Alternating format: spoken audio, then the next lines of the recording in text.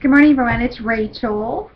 I really like videoing. Where's my kitty back there?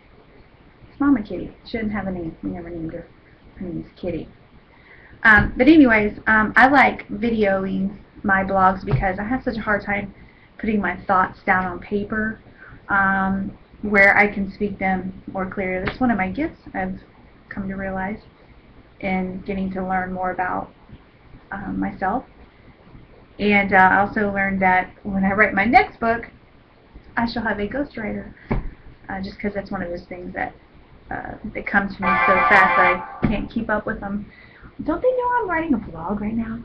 Anyways, so today I want to talk about perspective and basically paradigm shifts. I'm learning in my leadership training that I'm taking right now with Jay Meyer that it takes us really putting on a different set of glasses when looking at situations and taking your thoughts through a filter before you speak or act.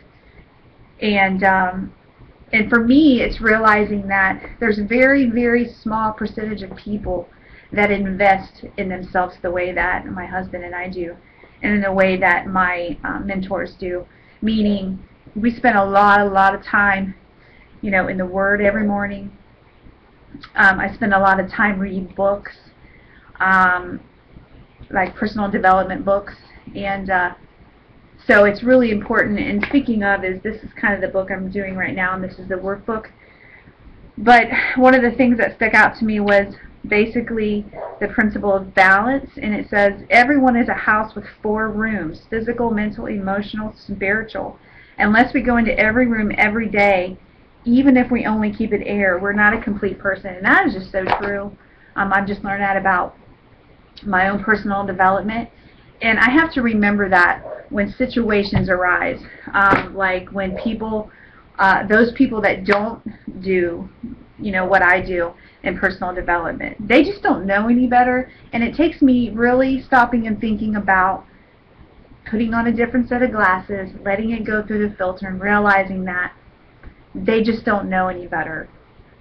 And I talked before about, why I don't run in packs and why I don't like to be in like a huge group setting, because I can't control my environment because of the gossiping that goes on. And it's just habit. People don't realize that, and then people get sucked into it.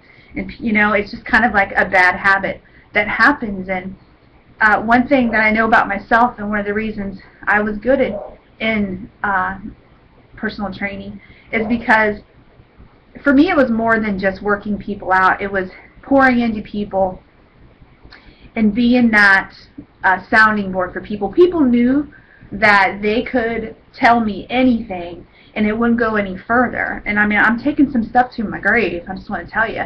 And that really weighs on you a lot. They really tell you some stuff. And it was one of those things that God convicted me of right away, was gossip. It's just evil, and it hurts people, and then, and so my point is the people that are listening to the gossip, if they're not doing the work for their own personal development, they're going to buy into it, and that's where me putting those glasses on and realizing that, instead of getting upset. And I realize that the enemy has everything to do with this, because right now my husband are on track to reach our goals now. And the enemy just this past week has thrown darts at us, putting those stumbling blocks in front of us, trying to get us off track with our thoughts and thinking about, oh my God, what is that person saying? And I can't control what other people do or say. That's their own seeds that they're sowing and that they're going to harvest. That's what they're going to harvest. And I just want, to tell you that I'm praying for those people. I'm praying favor into those people's lives. I'm praying that God will convict them of that and show them the pain that's going to cause people. So today, basically this was just kind of getting stuff off my chest, and that's what blogs are all about. So if I've helped you somehow today, but if you haven't started a personal development journey, just realize this. I know I learned this, is that being a leader, we can only bring people as far as we currently are. And it's my job you know, and really just setting a good example for my children. You know, my kids are seeing me in the Bible every single morning when they wake up. They're seeing me read, you know, these books. And like, you know, Dani Johnson, she's one of my mentors. Her and I are so much alike in so many ways. I mean, we're just real. We, you know, we tell you what's on our heart. We're the people that say what other people are thinking, but don't have the guts to say. You know, hate me or love me, that's just the way I am. And I put in a blog before that a lot of people, most of the emails I get are from people saying, hey, thanks for being real. I needed to hear that. And so the people that matter, they're the ones that are getting it. And I appreciate it, and I appreciate you. And I appreciate your prayers, and I just want you to know that I'm praying for you. So you pray for me, and I'll pray for you. Have a blessed day.